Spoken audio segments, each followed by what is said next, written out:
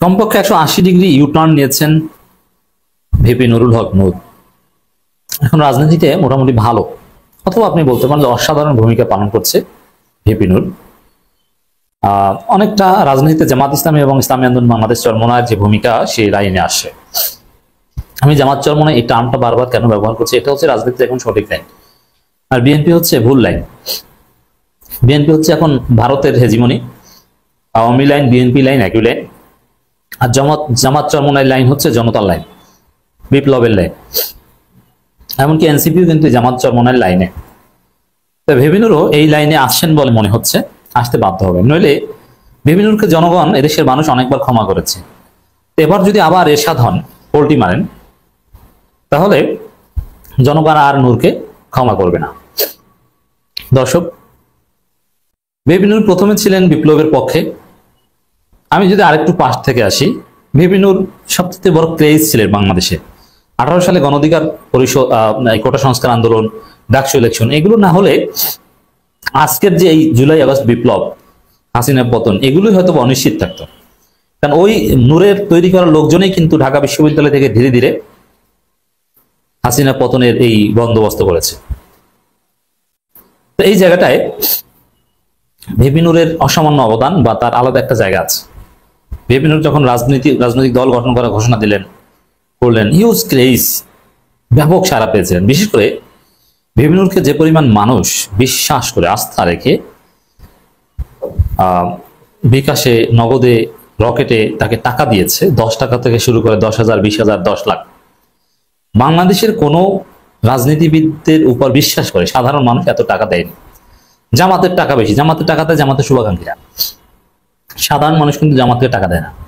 কিন্তু ভিপি নূরকে টাকা দিয়েছে সাধারণ মানুষ, যারা কোনোদিন রাজনীতি করবে না, যারা অফিস করে, নন পলিটিক্যাল, কিন্তু একটা পরিবর্তন চেয়েছে, ভিপি নূরের উপর আস্থা রেখেছে। ভেবেছিল যে ভিপি নূর পরবর্তী Imran Khan, charismatic leader, next prime minister.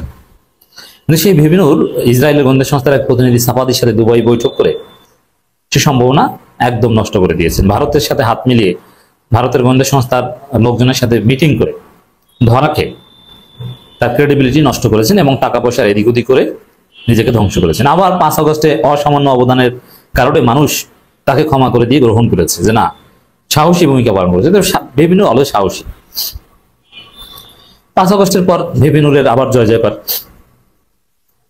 কিন্তু ভিপি নূর ধাক্কাটা খেয়েছেন যখন এনসিপি গঠন শুরু হয়, তখন ভিপি নূরের কাছের গুরুত্বপূর্ণ সবাই এনসিপিতে চলে আসে। এনসিপি নেতাদের একটা বড় অংশ ভিপি নূরের লোক, শুধু কেন্দ্রীয় না, একদম রুট লেভেলেও, জেলা পর্যায়েও বিভিন্ন জেলা সভাপতি বা এরা এনসিপিতে চলে আসে। একটা বড় ধাক্কা খেয়েছে। তারপর ভিপি নূর এই ক্ষোভ থেকে বিএনপির পক্ষে চলে গেছে, বিপ্লবের পক্ষ ছেড়ে। প্রথমে বলেছে সংস্কার ছাড়া কোনো নির্বাচন হতে দেবে না, এরপরে বলছেন না, ডিসেম্বরে নির্বাচন হতে হবে, নির্বাচিত সরকার দরকার। মানে এটা একটা শিশুও বোঝে যে ভিপি নূর বিএনপির টাকা খেয়ে বা বিএনপির কাছ থেকে সিট পাওয়ার নিশ্চয়তা পেয়ে বিএনপির মাধ্যমে ম্যানেজড হয়ে পোল্টি মেরেছেন। পরে ভিপি নূর দেখলেন, যখন এই বিএনপির সাথে আঘাত করে এলাকায় নির্বাচনের প্রচারণা চালাতে গেলেন, তখন স্থানীয় বিএনপি ভিপি নূরকে গ্রহণ করে না, পিটিয়ে ভিপি নূরের অফিস টফিস ভেঙে চুরে চুরমার করে দিয়েছে, অপমান অপদস্থ করে ঢাকায় পাঠিয়ে দিয়েছে। প্রশাসনে ভিপি নূরের পক্ষে দাঁড়ায়নি, যার ফলে ভিপি নূর ক্ষুব্ধ হয়ে বিএনপির পক্ষ ত্যাগ করার ঘোষণা দিয়েছিলেন। ক্ষমা চেয়ে, মাপ চেয়ে ইউনূসের কাছে বলার কথা যে স্যার, নির্বাচনের তারিখ আরো পরে ঘোষণা করেন, ডিসেম্বর না।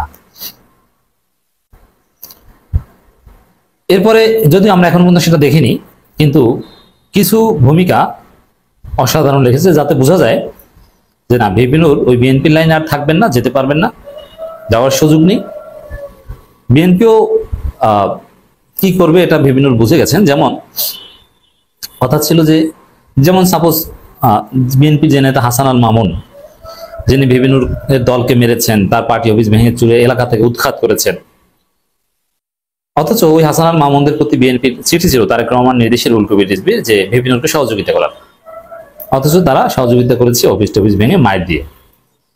এখন কি উচিত ছিল বিএনপির? হাসান আল মামুনকে বহিষ্কার করা। ভিপি নূর চেয়েছিল এটা, যে যদি হাসান আল মামুনকে বহিষ্কার করতো তাহলে ভিপি নূর ওই ডিসেম্বরের লাইনেই থাকতো, কিন্তু বহিষ্কার কিন্তু করেনি।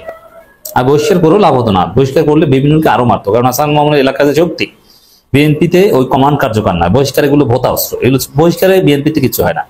বরং বহিষ্কৃত হয়েও যিনি তার দলবল লোকজন নিয়ে জিতে আসতে পারেন, বিএনপি আবার তাকে স্যার বলে গ্রহণ করে, পা ধরে গ্রহণ করে।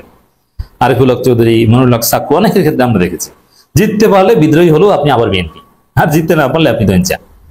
হাসান মামুনরা যে তার আশায় বিএনপির বহিষ্কারকে অগ্রাহ্য করে ভূমিকা পালন করেন, এটা হচ্ছে সত্য কথা। তারপরও বহিষ্কার করলে অ্যাটলিস্ট নূর খুশি হতেন, কিন্তু করেননি। এটা দ্বারা নূরের মোহভঙ্গ হয়েছে না, বিএনপি 2 নম্বর। এজন্যে সংস্কার কমিশনে, ঐকমত্য কমিশনে নানান কথাবার্তা আলাপ আলোচনায় নূর বিএনপির লাইনে এখন আর কথা বলেন না, জামাত চরমনের লাইনে কথা বলেন। দর্শক, ঐকমত্য কমিশন বা সরকারকে যে সময়ে বিএনপি মোটামুটি ম্যানেজ করেছে, ঐকমত্য কমিশনে ওই বিএনপির কিছু বিষয় বাস্তবায়নের কিছু সূক্ষ্ম ষড়যন্ত্র চলছে, যদিও আবার সামনে যায়, আবার পিছনে যায়, আবার পারে আবার পারে না। ওই সময় বিভিন্ন বলছেন এভাবে চলতে থাকলে কিয়ামত পর্যন্ত শতভাগ ঐকমত হবে না। এর মানে ঐকমত্য কমিশনের প্রতি মোহভঙ্গ, যেটা আমরা বলছি। দেখেন, ওই পিনাকি ভট্টাচার্য, ইলিয়াস, এদের সাথে প্রচন্ড কনফ্লিক্টে গিয়েছিল এই ভিপি নুরগং, কিন্তু এখন ওই পিনাকি, ইলিয়াস এদের লাইনেই কিন্তু কথা বলছে। পিনাকি ইলিয়াসের সাথে দ্বন্দ্বের জড়ি কেউ পারবে না, কারণ পিনাকি ইলিয়াসের আলাদা কোনো পলিটিক্যাল স্বার্থ নেই। তাদের সাথে দ্বন্দ্বে যে জড়াবে সেই ধরা খাবে, জামাত জড়ালে সেও ধরা খাবে। কারণ পিনাকি ইলিয়াসের কোনো স্বার্থ নেই, যারা ইচ্ছা মতো যা ইচ্ছা তা করতে পারে, যেটা অন্য কেউ পারবে না, কোনো পলিটিক্যাল পার্টি পারবে না। তো নানান বিষয়ে, শুধু ঐকমত্য কমিশনের বিষয় না, নানান বিষয়ে বিভিন্ন বা গণঅধিকার পরিষদের অবস্থান অনেকটা ইতিবাচক। যদিও মাঝখানে একটু তারেক রহমানকে পাম দিয়েছেন যে এত উদার নেতা এই যুগে আর হয় না, এটা ব্যক্তি তারেক রহমানকে বলুক, সমস্যা নেই। কিন্তু দিন শেষে বিভিন্ন যদি আবার বিএনপি লাইনে যান, একদম পচে যাবে, একদম পচে যাবে, আর জনগণ ওদের ক্ষমা করবেন। এই জন্য আমি বিশ্বাস করতে চাই, বা যতটুকু কথাবার্তা হয়েছে, যতটুকু অবজার্ভ করছি বা বক্তব্য শুনছি, যে না, এরা বিএনপি লাইন চেঞ্জ করেছে, চৌকাট বদলিয়েছে। গণঅধিকার পরিষদের সভাপতি নুরুল হক নূর বলেছেন, ঐকমত্যের স্বার্থে আমরা বিভিন্ন বিষয়ে আমাদের অবস্থান থেকে সরে আসছি, কিন্তু 2-3টি দল রিজিড পজিশনে আছে। এই 2-3টি দলের মধ্যে বিএনপিকে বোঝায়, বিএনপি যে রিজিড পজিশনে আছে, বিএনপি উল্টাপাল্টা করছে, এটা কিন্তু বলছে, মানে বিএনপির বিরুদ্ধে নূরের বক্তব্য আছে। নূর বলেন, ভগ্নাংশকার পরিপূর্ণ 2-1 মেয়াদের বেশি কেউ প্রধানমন্ত্রী হতে পারবে না, যে প্রস্তাবনা আগে থেকেই ছিল। এখন এনসিসি দ্বিকক্ষ বিশিষ্ট পার্লামেন্ট উচ্চকক্ষে সংখ্যানুপাতিক নির্বাচন হবে কিনা এবং রাষ্ট্রপতি নির্বাচনের মধ্যে বিষয়গুলো নিয়ে আলোচনা হবে। তো এগুলোর মধ্যেও কিন্তু ওই বিএনপি বিরোধী কথা স্পষ্ট। তো এই জায়গাটা থেকে বলা যায় যে বিভিন্ন বিএনপির লাইন ছেড়ে এসেছেন, জামাত চরমনের লাইনে এসেছেন, হকের লাইনে এসেছেন, সত্যের লাইনে এসেছেন। আসতে হবে, এখানেই থাকতে হবে, এটা লাস্ট চান্স।